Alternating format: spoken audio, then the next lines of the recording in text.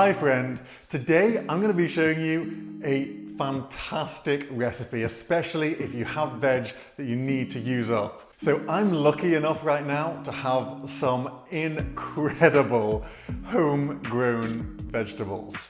So over the last couple of years, my mother actually has started growing a few vegetables in her garden. A couple of days ago, she called me and said, Ryan, I need you to come and take some of these vegetables because I've got too many. So I was like, okay, sure.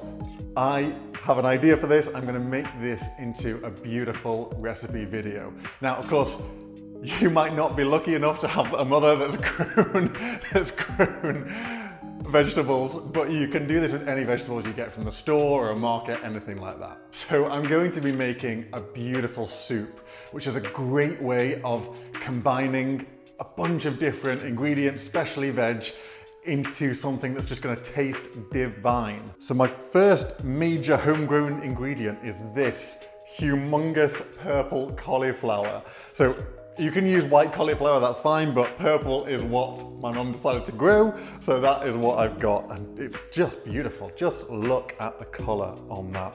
Absolutely fantastic. This will work great in our soup. I also have these two massive courgettes, or zucchini you might call them. Look at the size of these things. So I'm gonna need a big pot to put all these things in. And then the one other vegetable that wasn't grown, I bought this one, was this curly leaf parsley.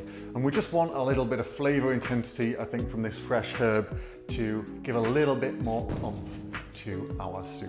So this recipe is actually going to be really quick, really simple, and quite low maintenance. So let's dive in.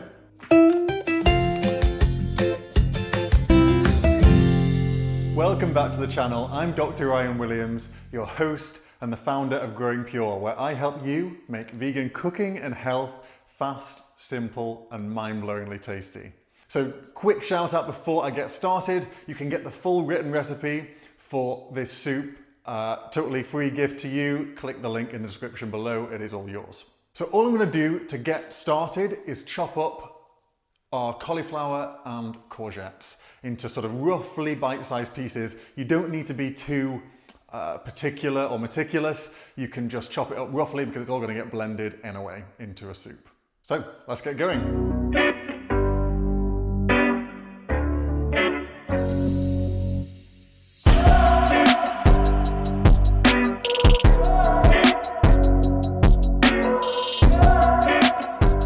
So all of our courgette and cauliflower are chopped up and in this big stock pot. So you will need a big pot, or do it over two if you need to for this recipe.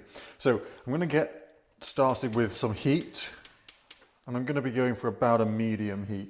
We're going to be applying quite direct heat to the bottom, so we're going to want to stir this quite regularly and move them around. But for the first phase of this cooking, I suppose, we want to get a little bit of coloration, a little bit of browning on our veg, and that's just going to lend some great flavour.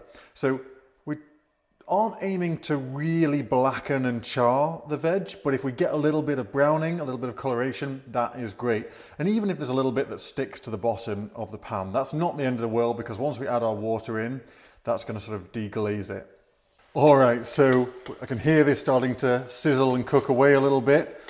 And I can actually smell that cauliflower already as it's cooking.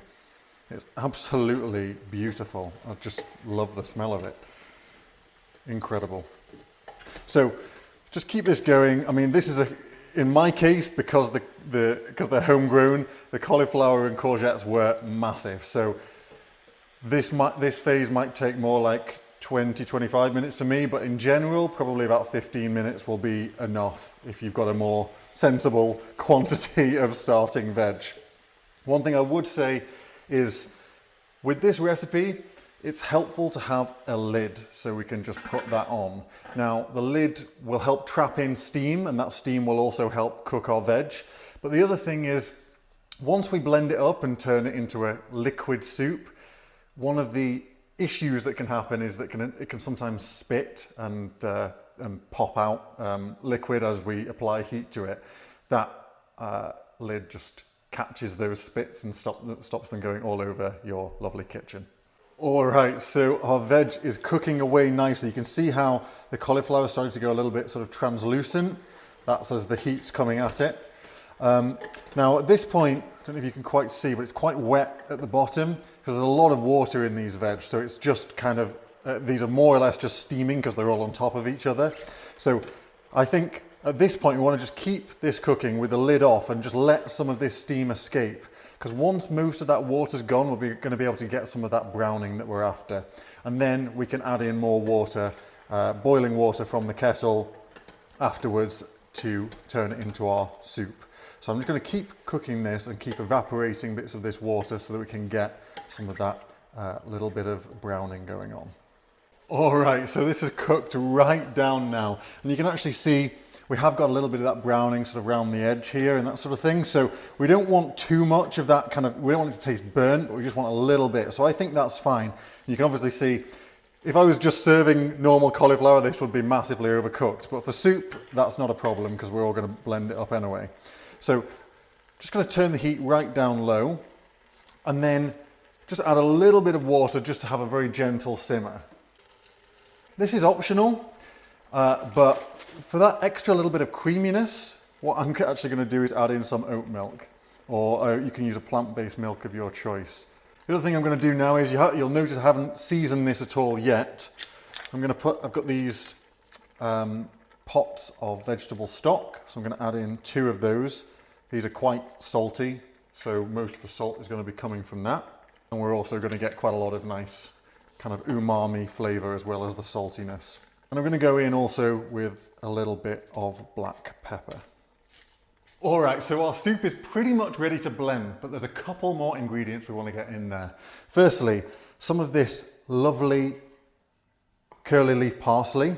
This doesn't really need a lot of cooking, it will cook kind of just from the residual heat that's already in there. So I'm just going to roughly chop this a little bit, not too much.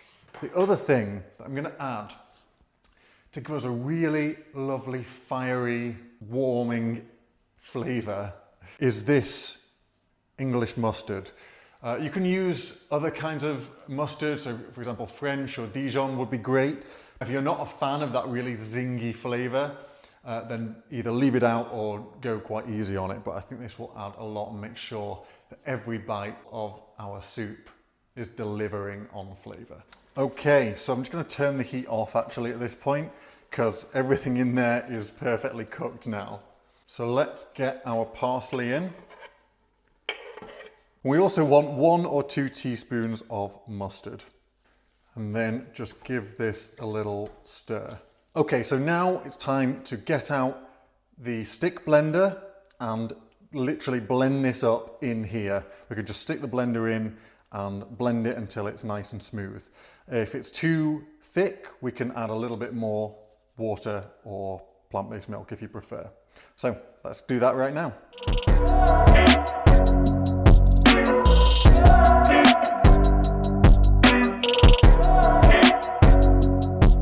All right, here we are.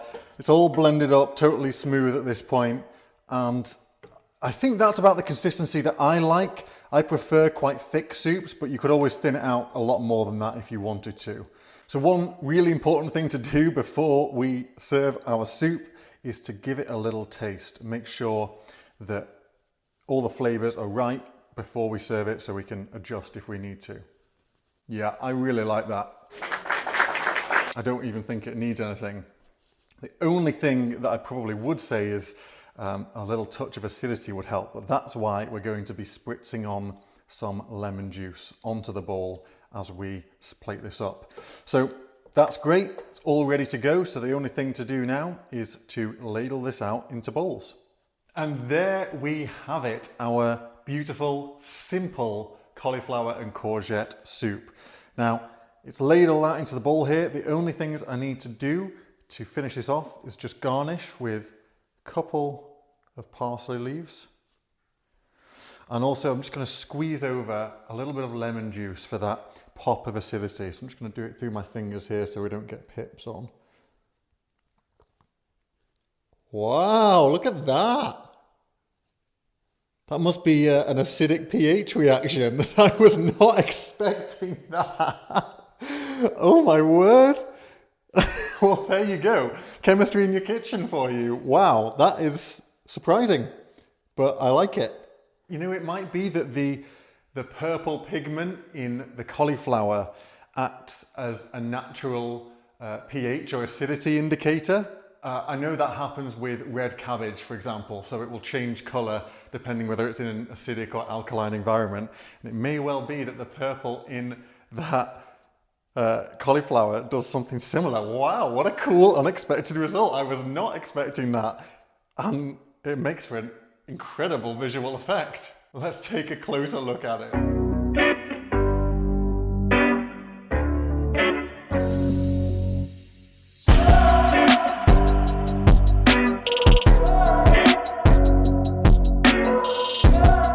Gosh, I'm still slightly in shock about that incredible color change. I was not expecting it at all, but there we go.